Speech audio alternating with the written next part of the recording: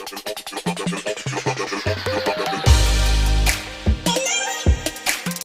Hi guys, welcome back to the channel. आज हम class 9 का प्रॉपर चैप्टर नंबर 1 पढ़ने वाले हैं। सो गाइस, इसमें हम काफ़ी सारी चीज़ें देखेंगे। अगर आपने अब तक पहली 2 वीडियोस नहीं देखी हैं, पार्ट 1 और पार्ट 2 बेसिक मैथ का, उसे यहाँ पर आई बटन में मैंने लिंक दिया है, वहाँ जाके आप प्लीज़ देख लीजिएगा।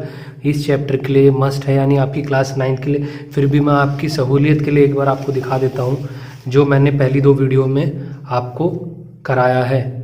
सो मोस्ट ऑफ द चाइल्ड्स, जो चिल्ड्रंस होते हैं, उनको ये नहीं पता होता कि ये साइन क्या होता है। ये इन्फिनिटी होता है, इसको हम इनफाइनाइट भी कहते हैं। और 9th और 10th में तो इसका नया नाम आ जाता है नॉट एग्जिस्ट या नॉट डिफाइन। इसका मतलब क्या होता है, इनका मतलब क्या होता है, इसका मतलब होता है स्क्वायर रूट, इसका मतलब होता है स्क्वायर।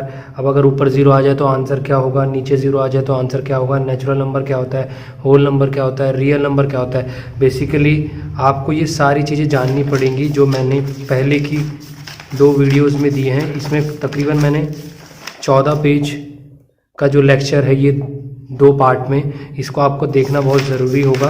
फिर भी मैं आपके लिए सहूलियत के लिए, कि आप कहेंगे कि सर हम तो पहली बार आपके चैनल पे आए, वीडियो विज़िट किया है और पहली बार देखना चाह रहे हैं कि आप कैसे पढ़ाते हो, तो उसके लिए मैं आपको थोड़ा सा समझा देता हूँ कि मैंने पहले की 2 वीडियोज़ में क्या किया है। इनका लिंक आपको यहाँ आई बटन में मिल जाएगा। अब मान के चलिए आपने इंग्लिश पढ़ी है। इंग्लिश में क्या होता है, इंग्लिश हमें पता है कि ए से जेड तक को हम अल्फ़ाबेट कहते हैं, लेकिन मैथ्स की दुनिया में इसे वेरिएबल कहेंगे। पहली बात तो ये काफ़ी बच्चों को नहीं पता होता, तो एक तो ये क्लियर कर लेना। और जिन बच्चों ने ये बेसिक पार्ट वाली वीडियो देखी है, थोड़ा सा वीडियो को स्किप भी कर सकते हैं। और हमने पता है कि मैथ्स के वर्ल्ड में हमने इसे वेरिएबल कहना है। जैसे कि एग्जांपल के तौर पर आपने क्वेश्चंस देखे होंगे, 2x लिखा रहता है, तो 2x में जो x होता है उसी को हम वेरिएबल कहते हैं, यानी ए से जेड तक। हम इंग्लिश की दुनिया में तो अल्फ़ाबेट कहेंगे, लेकिन मैथ्स की दुनिया में उसको वेरिएबल कहेंगे। ऐसे ही अगर ए से जेड का मैं आगे देखें तो बेसिकली ये जो शब्द है, ये जो शब्द लिखा गया है, इंग्लिश भी लिखा गया है ना, ये भी इसी से बना है। ये नंबर सिस्टम की जो स्पेलिंग है, ये भी इसी से बनी है। यानी मैं कह सकता हूँ ए से जेड जो होता है हमारा, इंग्लिश का पापा होता है। ऐसे ही नंबर सिस्टम 2 पार्ट में डिवाइड हो जाता है आगे चल के। कॉम्प्लेक्स नंबर हम 11th-12th क्लास में पढ़ेंगे, तो इसे हम आगे डिस्कस करेंगे। रियल नंबर मैथ्स की दुनिया में नंबर्स का पापा होता है, यानी कि सभी नंबर का पापा। और माइनस इन्फिनिटी टू इन्फिनिटी इसकी रेंज होती है। अब आ जाते हैं हमारे मेन चैप्टर के ऊपर। अब ये मैंने आपको इंट्रोडक्शन देना था कि मैंने पहले की 2 वीडियोज़ में क्या बताया आपको। सो आप वहाँ से उनको देख लीजिएगा, आई बटन में उनका लिंक है। इसको रख देते हैं साइड में, टाइम ना वेस्ट करते हुए आगे बढ़ते हैं।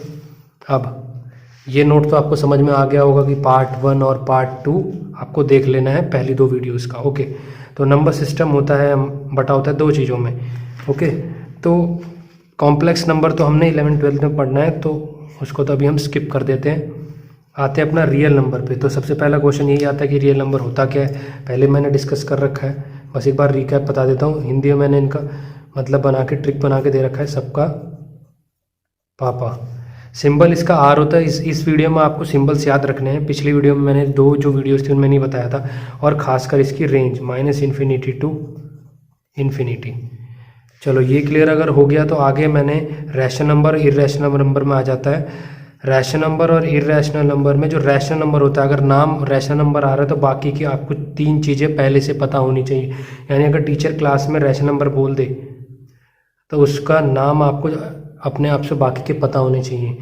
एक तो इसका सिंबल होता है क्यू। बाकी अगर टीचर ने रैशनल नंबर बोला तो बाकी के 3 नाम क्या आने चाहिए। पहला फ्रैक्शन, यानी रैशनल नंबर को फ्रैक्शन कहते हैं। ऐसे ही न्यूमरेटर अपॉन डिनोमिनेटर की फॉर्म में भी डिनोट किया जाता है। ऐसे ही P upon Q where Q is not equal to 0। और पढ़ना तो आपको आ ही जाना चाहिए, यानी ऐसे ये लिखा हुआ है 1/2। तो ये जो ये होता है, इसको यूज़ कर लेते हैं हम ऐसे,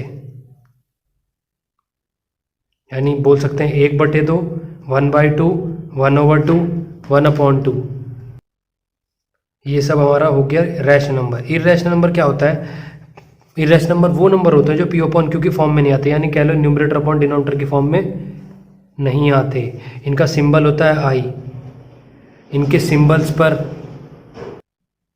इसका सिंबल है आई। इनके सिंबल्स पर इस बार आपको ज़्यादा ध्यान देना है। मैंने पिछली वीडियो में मैंने स्किप कर दिया था क्योंकि मेरे को उसमें बेसिक चीज़ें आपको ज़्यादा समझानी थी।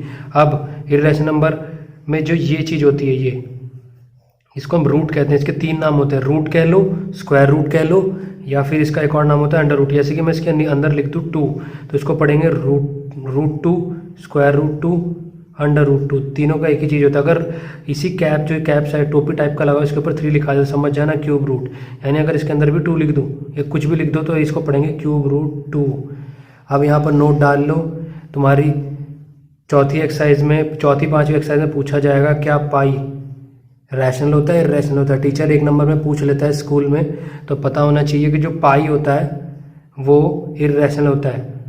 अब आगे आ जाते हैं, हमारा जो इंटीजर है उसका सिंबल आपको पता होना चाहिए। इस बार सिंबल्स पे भी ध्यान देना। उसकी रेंज इसकी -इन्फिनिटी टू इन्फिनिटी होती है। बाकी सारी चीज़ें मैंने पिछली वीडियो में क्लियर कर रखी है। होल नंबर क्या होता है? होल नंबर का मतलब होल यानी गोल यानी ज़ीरो। तो जो भी चीज़ 0 से शुरू होती है यानी 0 टू इन्फिनिटी कह लो, यानी 0 1 2 3 4 5 6 7। अभी भी अगर इन्फिनिटी का आपने डाउट है तो इन्फिनिटी वो नंबर होता है जिसका अंत नहीं होता। जैसे आप अनलिमिटेड रिचार्ज करा लो तो वो ख़त्म ही नहीं होगा। यानी एक और चीज़, जैसे कोई आदमी कहे कि मैं अमीर हूँ, तो हमको तो नहीं पता कितना अमीर है, यानी उसके पास इतना पैसा जो काउंट में नहीं होता। अरब खरब के बाद जो नंबर आता है उसमें आप सोच लेना। होल नंबर का सिंबल होता है W। ऐसे ही आ जाता है नेचुरल नंबर का दूसरा नाम होता है काउंटिंग नंबर। ये हमारे काउंटिंग नंबर्स होते हैं जो हम बचपन से काउंटिंग करने के लिए यूज़ कर रहे हैं। जैसे कि होल नंबर 0 स्टार्ट होता है तो ऐसे ही नेचुरल नंबर 1 से स्टार्ट होता है, यानी 1 टू इन्फिनिटी। इसकी रेंज हो गई, सिंबल हो गया इसका N। अब एक बार इसको यहाँ नंबर लाइन पे समझ लेते हैं। पहले सिर्फ जहाँ बताऊँगा वहाँ ध्यान देना, ओके। अब यहाँ देखिए, ये जो नंबर लाइन दिख रही है इस पे हमने 0 देखा है, फिर इधर 1 2 3 4 यानी इधर आ गया इन्फिनिटी। तो 1 2 3 4 में जो पहला सर्कल दिख रहा है यानी कि नेचुरल नंबर वो होते हैं जो 1 से शुरू होते हैं, यानी 1 2 3 4 5 6 अप टू इन्फिनिटी, ओके। अब होल नंबर क्या होते हैं? जो इससे बाद वाला सर्कल यानी जो नंबर 0 से स्टार्ट होते हैं, ओके। 0 1 2 3 4 5 up to infinity. ऐसे ही इंटीजर क्या होते हैं? जो नेगेटिव पॉजिटिव में भी होते हैं और नेगेटिव में भी होते हैं, यानी ये सारे, ओके। तो रैशनल नंबर क्या होते हैं? रैशनल नंबर जो न्यूमरेटर अपॉन डिनोमिनेटर की फॉर्म में आते हैं, जो मैंने यहाँ पे भी थोड़ा सा आपको क्विक रिकैप दे दिया, या फिर आपके डेसिमल में भी आते हैं। अभी डेसिमल का मतलब भी समझाऊंगा आगे। तो आई होप आपको ये सब कुछ समझ में आ गया होगा। अगर आपको वीडियो अच्छी लगी हो तो प्लीज़ लाइक भी कर देना और चैनल को सब्सक्राइब कर देना। अब आगे आ जाते हैं हम। अब हमने बेसिकली रियल नंबर को 2 पार्ट में तोड़ के पढ़ना है इस चैप्टर के लिए। जो मैंने बेसिक मैथ में आपको डेसिमल विदाउट डेसिमल नहीं बताया था, तो इस बार हमने रियल नंबर को 2 पार्ट में तोड़ लेना। एक होगा हमारा डेसिमल, एक होगा विदाउट डेसिमल। तो पहले स्टडी करते हैं व्हाट इज़ डेसिमल, यानी ये क्या चीज़ है। तो जो आपने डेसिमल, ये बेसिकली होता क्या है, जो आपने मान के चलिए एग्जाम्पल के तौर पर 2.3 लिखा हुआ देखा होगा। तो 2.3 में जो ये पॉइंट होता है मैथ्स में, इसी को क्या कहते हैं? डेसिमल कहते हैं।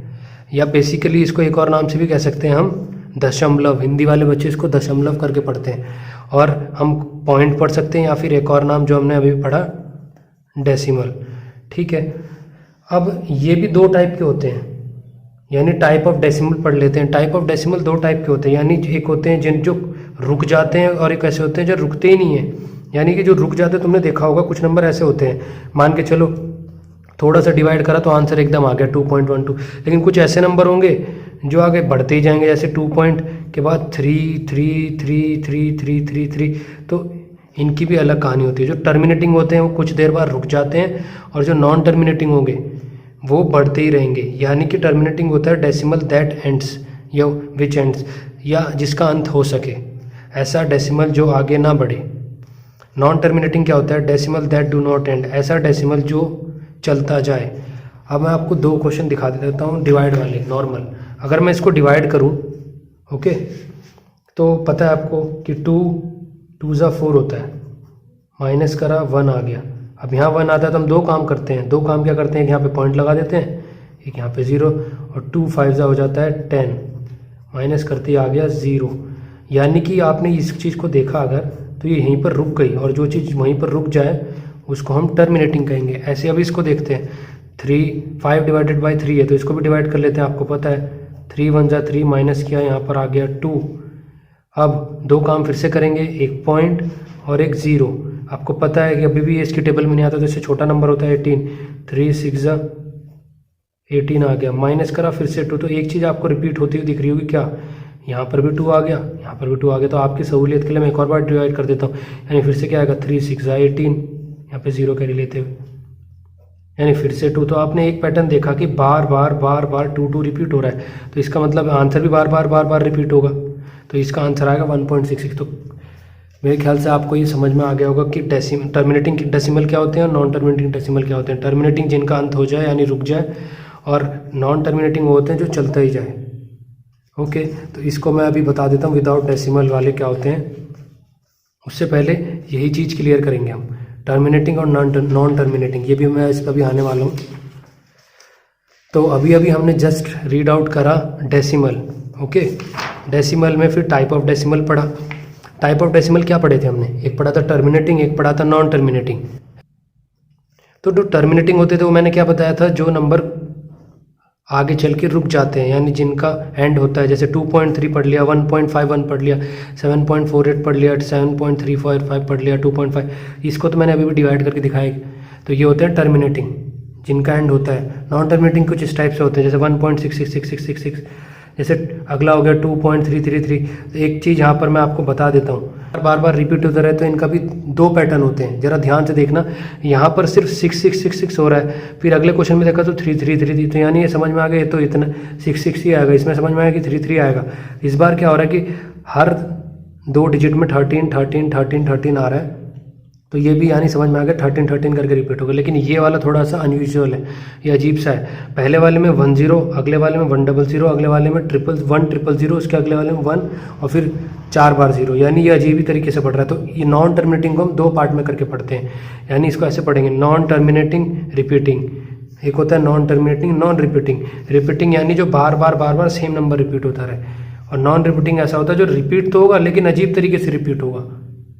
ओके, तो जो रिपीटिंग वाले होते हैं इनका दूसरा नाम होता है रिक्यूरिंग, यानी कि ये चीज़ समझ में आ गई, कोई चीज़ बार बार रिपीट हो रही है, तो जो ये नंबर बार रिपीट हो रहा है, तो टीचर को थोड़ा ना दिखाओगे बार रिपीट करके, तो इसके लिए हम यूज़ कर लेते हैं बार, नॉट अ दारू वाला बार। ओके, यानी इस चीज़ को मैं कहूँगा क्या, बार। यानी कि अगर मेरा जो क्वेश्चंस हैं, अभी हमारा जो पहला वाला था 1.66, तो मैं इसको अगर ये ऐसे लिखा हुआ आ जाए तो मैं इसको क्या मान लूँगा, 1.6 का बार।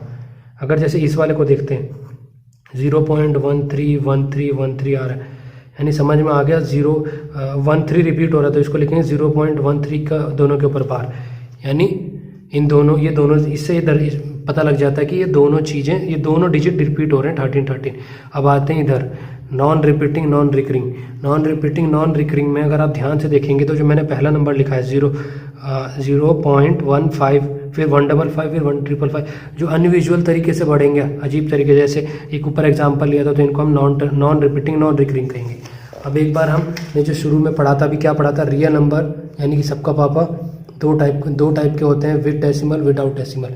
विद डेसिमल हमको समझ में आ गया था, कुछ ऐसे होते हैं जो रुक जाते हैं, कुछ ऐसे होते हैं जो आगे बढ़ते रहते हैं। अब विदाउट डेसिमल क्या होते हैं, विदाउट डेसिमल बेसिकली आपके इंटीजर्स होते हैं। आपको मैंने इनका सिंबल क्या बताया था, आ जाते हैं एक बार सिंबल देख लेते हैं।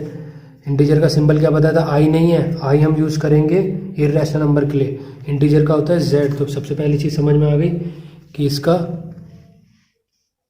सिंबल हो गया जेड। रेंज इसकी वही होती है -∞ टू इन्फिनिटी, यानी कि -∞ से इन्फिनिटी। अब इसमें 2-3 चीज़ें होती हैं इंपॉर्टेंट, उसको समझ लेते हैं। देखिए, अगर आपको पता है इस साइड सारा का सारा क्या होता है, पॉजिटिव पार्ट होता है, ओके, और इस साइड सारा का सारा क्या होता है, बैकग्राउंड की नॉइज़ के लिए माफ़ी चाहूँगा, इस साइड सारा का सारा पार्ट पॉजिटिव होता है, इस साइड सारा का सारा पार्ट नेगेटिव होता है। तो इस पार्ट को हम क्या कहेंगे और इस पार्ट को हम क्या कहेंगे, इस पार्ट को हम कहते हैं पॉजिटिव इंटीजर, ये कह लो पॉजिटिव इंटीजर्स। तो इस वाले पार्ट को क्या कहेंगे बताइए, नेगेटिव इंटीजर्स।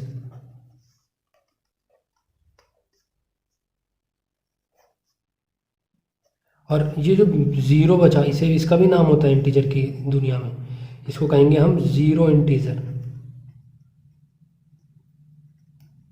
ओके, अब आते हैं आगे टॉपिक पे। अभी हमने दो चीज़ें फिर से एक और बार बता दें, दो चीज़ें पढ़ ली, विद डेसिमल विदाउट डेसिमल भी समझ गए। अब आते हैं हमारे नोट पर। तो नोट ये है कि जो टर्मिनेटिंग होते हैं, टर्मिनेटिंग मैंने क्या बताया था, जो रुक जाते हैं ऐसे डेसिमल, और नॉन टर्मिनेटिंग मैंने क्या बताया, जो बढ़ते जाते हैं। ये दो टाइप के होते हैं। तो इनमें क्वेश्चन आएगा कि रैशनल कौन से होते हैं, यानी टर्मिनेटिंग रैशनल होते हैं कि इरैशनल होते हैं। अगर एक नंबर में क्वेश्चन आया तो आपको बता के आना है कि जो टर्मिनेटिंग होते हैं वो क्या होते हैं, हमारे रैशनल होते हैं। ऐसे ही जो नॉन टर्मिनेटिंग होंगे, नॉन टर्मिनेटिंग को मैंने दो पार्ट में बताया था, non terminating repeating, non terminating non repeating. तो नॉन टर्मिनेटिंग रिपीटिंग भी हमारे रैशनल होते हैं और नॉन टर्मिनेटिंग नॉन रिपीटिंग हमारे इरैशनल होते हैं। ओके, तो आई होप आपको ये डाउट क्लियर हो गया होगा। एक नंबर में आएगा तो बिल्कुल इसको करके आइएगा। अब आते हैं आगे, एक क्वेश्चन फिर से देख लेते हैं। इतना रैशनल नंबर अभी एक बार पढ़ ही लिया, पीछे मैंने बता दिया, तो एक बार वापस देख लेते हैं ताकि आपको रिकैप हो जाए। जितने ज़्यादा रिकैप होगा उतनी आपकी मेमोरी बिल्डअप होगी और उतना ही अच्छा आप मैथ्स में करेंगे। तो व्हाट इज़ रैशनल नंबर, मैंने बोला था अगर रैशनल नंबर का नाम कहीं भी आ जाए तो तीन चीज़ें आपको पहले से पता होनी चाहिए। वो कौन सी, अगर फ्रैक्शन लिखा आ जाए तो बाकी के तीन नाम पता होने चाहिए। अभी रैशनल नंबर लिखा हुआ है तो पता होना चाहिए कि रैशनल नंबर को हम फ्रैक्शन कहते हैं, रैशनल नंबर को हम न्यूमरेटर अपॉन डिनोमिनेटर भी कहते हैं, रैशनल नंबर को हम पी अपॉन क्यू व Q is not equal to zero भी कहते हैं। अभी ज़्यादातर चीज़ें मैंने फर्स्ट दो वीडियो में क्लियर कर दी थी। P upon Q where Q is not equal to zero, इसका मतलब समझ लेते हैं। ये साइन है, पहले इन्हें देख लेते हैं। अगर ये साइन आए तो इसका मतलब होता है इक्वल्स टू, यानी बराबर है। और अगर ये वाला साइन आ जाए तो इसका मतलब होता है नॉट इक्वल्स टू, यानी बराबर नहीं है। ओके, अब आगे देख लेते हैं। एक बार मैं इसको आपको पुट करके दिखाई देता हूँ। ये मैंने फर्स्ट टू वीडियोस में वैसे क्लियर कर दिया था। तो अगर मैं इसको यहाँ पुट कर दूँ बाई चांस जीरो, तो मैंने आपको बताया था अगर नीचे जीरो आ जाए तो आँख बंद करके आंसर क्या लिख देना, इन्फिनिटी।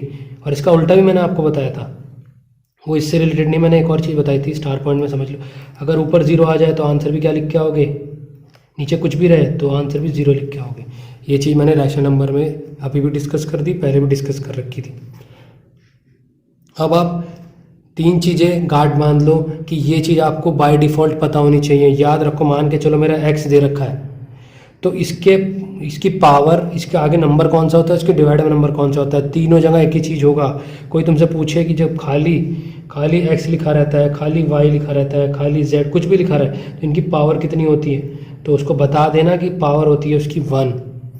अब उससे कोई पूछे कि मल्टीप्लाई में क्या होता है तो याद रखना उसको ये बोलना कि मल्टीप्लाई में भी 1। और बाय डिफ़ॉल्ट नीचे तो मैंने बताया था क्या होगा, 1। तो याद इससे समझ में आया कि पावर में भी 1 होता है, मल्टीप्लाई में 1 होता है, डिवाइड में भी 1 होता है। यानी कि एग्जांपल के तौर पर जैसे 2 लिखा हुआ है तो इसकी पावर कितनी है, 1 इसके मल्टीप्लाई में भी होगा और 1 इसके डिवाइड में भी होगा। आई होप आपको इतना समझ में आ गया होगा। अब हम आगे बढ़ते हैं। तो पहली एक्सरसाइज देख लेते हैं। पहली एक्सरसाइज में बहुत ही आसान से क्वेश्चन है, मैं ट्रिक बेस पे आपको समझा दूंगा। ओके, तो जो पहला क्वेश्चन है वो क्या है, तुम्हारी बुक का एक्सरसाइज 1.1 का, इज जीरो और रैशनल नंबर। इज कहीं भी आ जाए तो समझ जाना क्वेश्चन पूछा जा रहा है। पहले अगर इज लिखा जाए, क्या जीरो रैशनल नंबर होता है, तो आपका आंसर आएगा जी हाँ।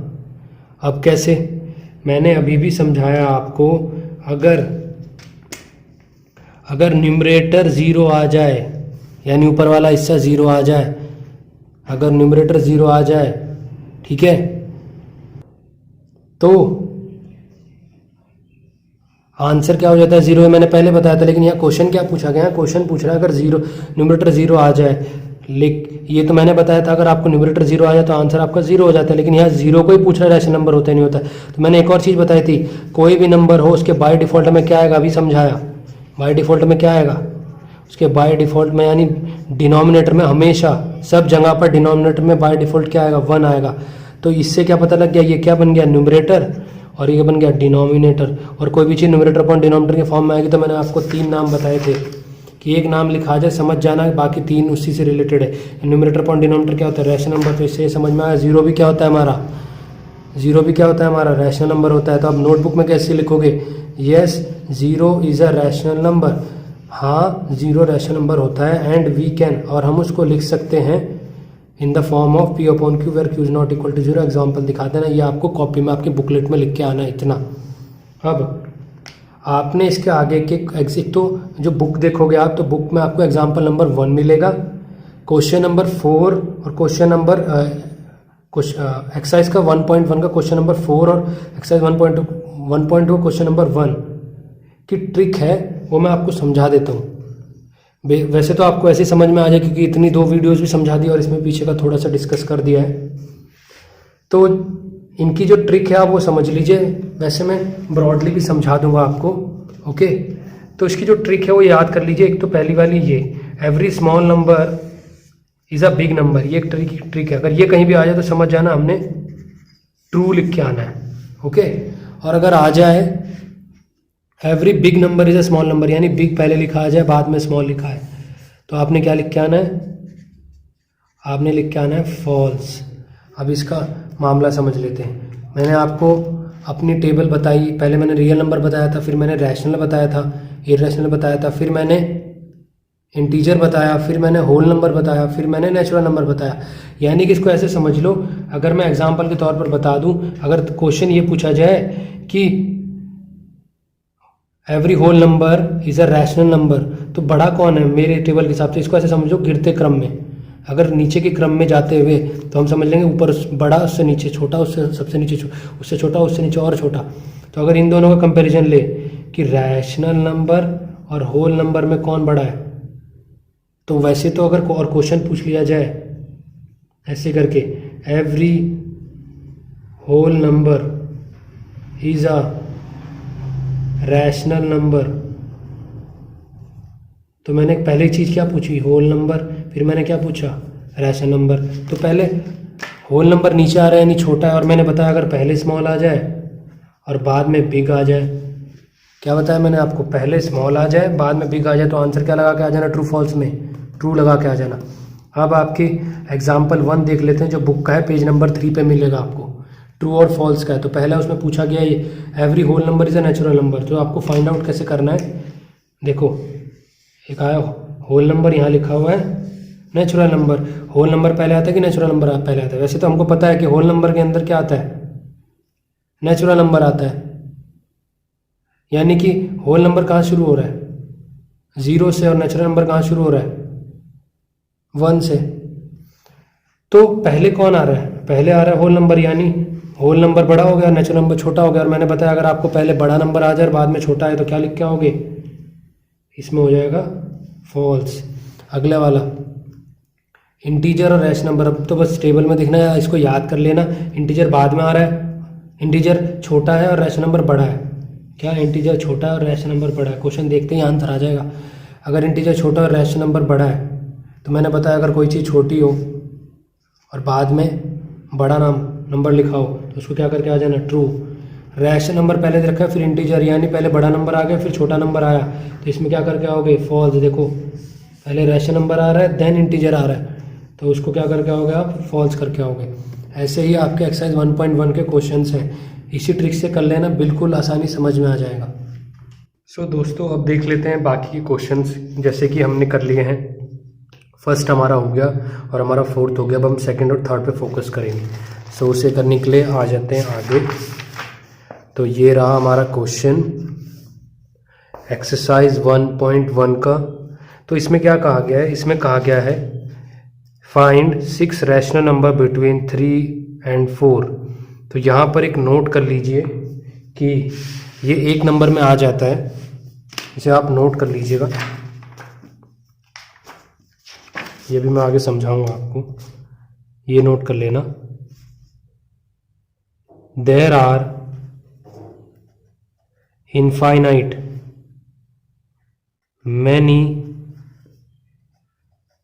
Rational numbers between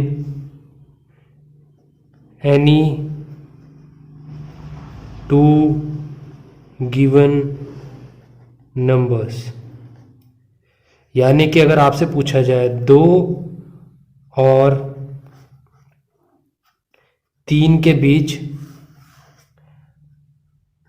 rational number बताओ कितने आएंगे, इन जनरल पूछ लिया, रैशनल नंबर बताओ, तो आपको आंसर आएगा इनफाइनाइट। लेकिन अगर आपसे क्वेश्चन पूछ लिया जाए कि अच्छा 5 रैशनल नंबर बता दो, ओके, तो 5 रैशनल नंबर बताने के लिए इसके 2 मेथड हैं, मेथड 1 एंड मेथड 2। इसी के ऊपर हमारा क्वेश्चन है। यानी ये समझ में आ गया, इन दो और 3 के बीच में वैसे कुछ नहीं होता है। देखो आप खुद ही देख लो, 2 के जस्ट बाद 3 आएगा, लेकिन रैशनल नंबर क्योंकि इस फॉर्म के होते हैं, न्यूमरेटर अपॉन डिनोमिनेटर, तो आपने देखा हो काफ़ी टाइप के नंबर आ जाते हैं इनके बीच में। सो अब आ जाते हैं हमारे मेन क्वेश्चन पर। हमारा क्वेश्चन क्या था गाइस? हमारा क्वेश्चन था find 6 rational number between 3 and 4। तो 6 पूछे हैं, ओके। तो जो 6 पूछे हैं, आपने ये वाला क्वेश्चन बेसिकली क्लास 8th में एक्सरसाइज 1.2 में कर रखा है। बस आपको रिकैप कराने के लिए आपके एक्सरसाइज 1.1 में दोबारा दे दिया गया है। तो यहाँ पे 6 नंबर पूछे हैं, ओके। तो जो 6 पूछा है इसको मैं n मान लेता हूँ, ये मेथड 1 सिखा रहा हूँ। इसको मैं क्या मान लेता हूँ? n मान लेता हूँ। n बराबर आ गया हमारा 6। अब जब कभी भी n मान लोगे तो उससे जस्ट एक ज़्यादा ले लेना, यानी n+1, यानी n क्या था हमारा 6, n हमने 6 लिया था, 6+1 क्या आ जाएगा 7। यानी इससे समझ में, अगर यहाँ 5 होता तो उसका एक ज़्यादा होता 6, अभी तो 6 दे रखा है तो इसका एक ज़्यादा हो गया 7। तो जो हमारे 2 नंबर दे रखे हैं, कौन कौन से? 3 और 4, इनको सेपरेटली लिख लेना, एक को 3 यहाँ लिख लेना, एक को 4 यहाँ लिख लेना और कॉमा ज़रूर लगा लेना, ओके। देन इतना करने के बाद में आपने क्या करना है, जो आपका नंबर आया था 7, n+1 करने के बाद में उसको न्यूमरेटर में भी मल्टीप्लाई कर देना और डिनोमिनेटर में भी कर देना, क्योंकि अभी डिनोमिनेटर में 3 के नीचे कुछ नहीं है तो हमने जस्ट 7 लिख लेना है। ऐसे ही 4 के 7 में मल्टीप्लाई भी कर लेना और 7 को डिवाइड भी कर देना। जैसे ही मल्टीप्लाई करोगे 3 7 से 21 आएगा और 7 एज इट इज़ नीचे 7 आ जाएगा, और इधर आएगा 4 7 से 28 एज इट इज़ 7 नीचे आ जाएगा, ओके। यहाँ तक अगर आपको समझ में आ गया हो तो अब देखते हैं।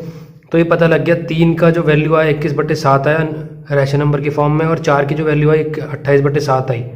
ऐसे क्वेश्चन जब भी आएंगे तो 7 और 7 के नीचे 1 मिनट के लिए हाथ रख लेना, और 28 में से बड़े नंबर में छोटा नंबर काट के देखना। 28 - 21 करोगे तो 6 आएगा कि 7 आएगा? 7 आएगा। तो यानी 7 नंबर हमारे 6 नंबर कन्फर्मली आ जाएंगे। देखते हैं अब 21/7 को यहाँ लिखता हूँ, 28/7 को यहाँ लिखता हूँ। 21 के बाद आएगा 22/7, 23/7, 24/7, 25/7, 26/7 और 27। इनको जरा काउंट करके देखते हैं हमारे 6 नंबर आए कि नहीं आए। 1 2 3 4 5 6। तो देखिए हमारे 6 नंबर आ गए। हर बच्चे का यह आंसर डिफरेंट आ सकता है, तो घबराने वाली बात नहीं है, ठीक है। तो जो आपकी इसकी ओरिजिनल फॉर्म थी 21/7 की, वो क्या थी? 3, यानी मैं इसको 3 लिख दिया। ऐसे 28/7 की क्या ओरिजिनल फॉर्म थी? इतने सर्कल्स आपको करने नहीं, सिर्फ इतने पे सर्कल कर लेना है। 28/7 की क्या थी? 4, तो मैंने 4, तो ये हो गया हमारा आंसर। इसी का मेथड 2 क्या है? अगर आपको ये n+1 वाला फॉर्मूला समझ में नहीं आया तो कुछ नहीं करना। जो आपके मेन 2 क्वेश्चन थे, क्वेश्चन किसके बीच में पूछा गया था 6 रैशनल नंबर निकालने के लिए? 3 और 4। तो एक को यहाँ लिख लेना 3 को, एक को 4 को यहाँ लिख लेना सेपरेटली, और आपके मन करे ज़्यादा बड़े से बड़े नंबर से मल्टीप्लाई कर देना। मैंने यहाँ सोच लिया अपने मन में 10, इसलिए मैंने न्यूमरेटर को भी और डिनोमिनेटर को भी 10 से मल्टीप्लाई कर दिया। ऐसे ही यहाँ पर न्यूमरेटर को भी और डिनोमिनेटर को भी 10 से मल्टीप्लाई कर दिया। कॉमा लगाना भूलना मत, ठीक है। तो 3 10 30 एंड 30/10, ऐसे 4 10 40 एंड 40/10 आ गया। हमारा मेन बेसिकली 3 का आंसर क्या है? 30/10, 4 का क्या था? 40/10। तो ये दोनों मैंने साइड बाय साइड लिख लिए। ये आपको दिखाने की ज़रूरत नहीं, आपने 10 के 10 नंबर लिख लेना, क्योंकि 10 ही आ रहा है। देखो मैंने क्या बताया था इधर वाले में भी, बड़े वाले से एक बार को छोटे वाले को माइनस करके देखना। तो 40 - 10, 30 करोगे तो 10 आएगा। तो 31/10, 32/10, 33/10, 34/10, 35, 36, 37, 38, यानी 31, 32, 33, 34, 35, 36, 38, अब 39 अप टू 4 आएगा। तो आपने सिर्फ चाहिए कितने थे? 6। चाहे तो इधर के 6 ले लो, चाहे इधर के। तो मैंने क्या करा, शुरू के 6 ले लिए।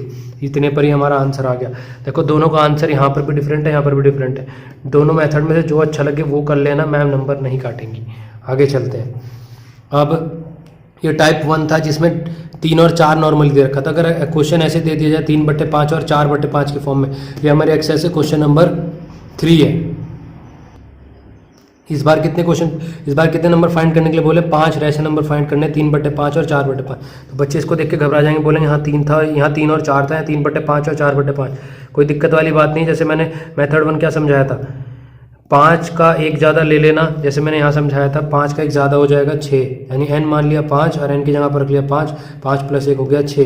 अब क्या करना, जो हमारा क्वेश्चन है उसको एक बार लिख लेना 3/5, जहाँ मैं लिख रहा हूँ उसी पे ध्यान दो, कॉमा लगा लेना और 4/5 लिख लेना।